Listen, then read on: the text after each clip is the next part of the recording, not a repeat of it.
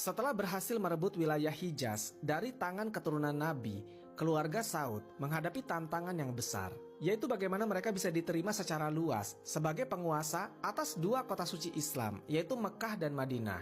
Padahal mereka bukan keturunan Nabi, dan bahkan baru saja menggulingkan penguasa yang jelas-jelas memiliki nasab langsung dari Nabi Muhammad SAW. Disinilah kecerdikan politik Ibnu Saud dan kekuatan ideologi Wahabisme memainkan perannya. Sejak awal, Wahabisme bukan sekedar aliran pemikiran keagamaan. Ia adalah ideologi politik yang dibungkus dengan semangat religiusitas tinggi.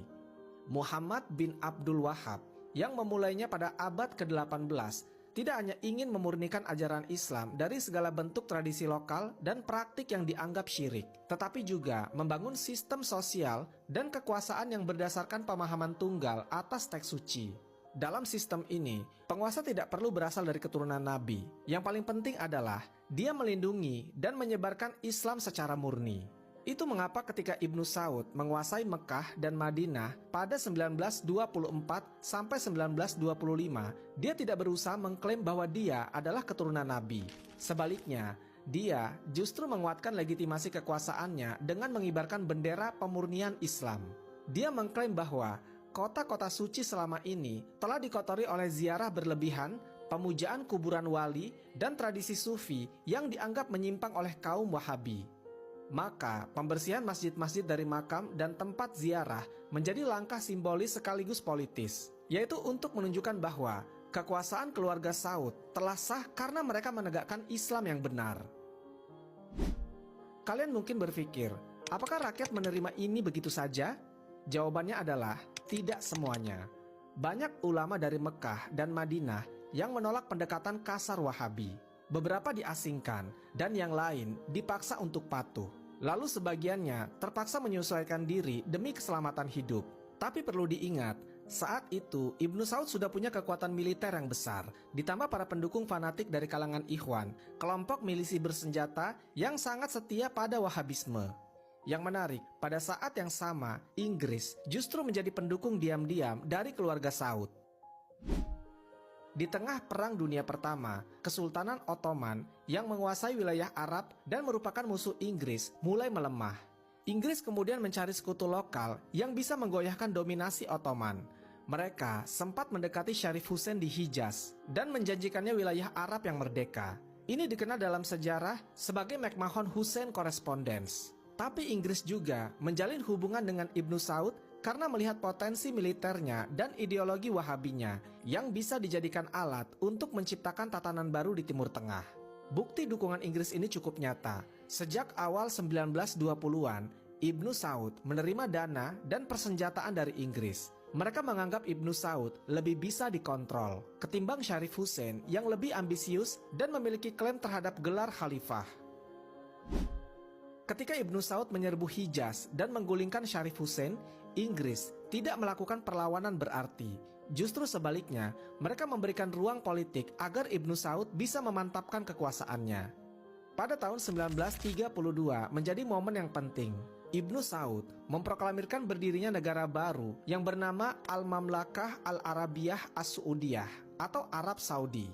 Ini satu-satunya negara di dunia yang dinamai dari nama keluarga penguasanya. Sebuah langkah yang secara simbolik menunjukkan bahwa negeri ini adalah milik keluarga Saud, bukan milik seluruh umat Islam, apalagi milik keturunan Nabi Muhammad SAW. Setelah proklamasi, Ibnu Saud terus memperkuat kekuasaannya dengan menciptakan sistem yang menggabungkan otoritas kerajaan dan kekuasaan ulama Wahabi. Dalam sistem ini, keluarga Saud mengatur urusan politik dan ekonomi, sedangkan ulama Wahabi mengurus hukum dan moral masyarakat. Dua kekuatan ini saling menopang. Para ulama memberi stempel halal atas kekuasaan raja, sementara raja memberikan wewenang kepada ulama untuk mengontrol kehidupan sosial, termasuk pendidikan, media, dan perilaku warga. Dengan kontrol penuh atas dua kota suci, sumber kekayaan minyak yang mulai ditemukan sejak 1938 dan dukungan politik dari Barat, keluarga Saud berhasil memperkuat posisi mereka secara global.